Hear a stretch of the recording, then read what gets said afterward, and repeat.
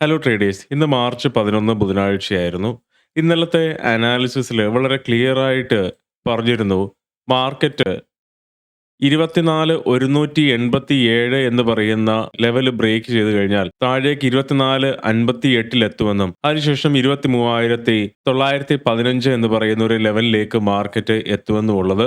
ഇന്നത് കറക്റ്റായിട്ട് മാർക്കറ്റ് നമ്മുടെ ലെവൽസ് റെസ്പെക്ട് ചെയ്തു. മെനിയാന്നത്തെ അനാലിസിസ് വീഡിയോയിൽ ഞാൻ പറഞ്ഞിരുന്നു. അതായത് ഈ ഒരു റേഞ്ച് ആയിരുന്നു മെനിയാന്ന്. ഇവിടെ വെച്ചിട്ട് നമുക്ക് ഒരു തരത്തില് മാർക്കറ്റ് ഇനി എന്താകും, എങ്ങോട്ട് പോകുമെന്ന് അറിയാൻ കഴിയില്ലായിരുന്നു.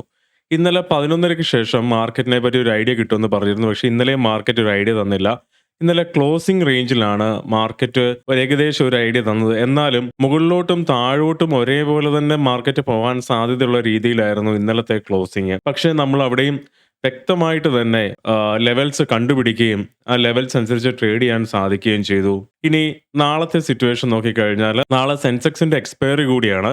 എന്നിരുന്നാലും 23,700 എന്ന് പറയുന്ന ഒരു റേഞ്ചിലേക്ക് മാർക്കറ്റ് വരേണ്ടതാണ്. വേറൊരു പോസിബിലിറ്റി ഉള്ളത്, മാർക്കറ്റ് ഇന്ന് വളരെ ഷാർപ്പായിട്ടുള്ളൊരു ഡൗൺ ട്രെൻഡ് ആണ് മാർക്കറ്റ് ഇന്ന് തന്നിരുന്നത്. അങ്ങനെയാണെങ്കിൽ ഇവിടെ ഈ ഒരു റേഞ്ചിലായിട്ട് ഒരു പുൾ ബാക്ക് ചെയ്തിട്ട് അവിടുന്ന് മാർക്കറ്റ് താഴേക്ക് വരാനുള്ള സാധ്യതയായിരിക്കും ഉണ്ടാവുക.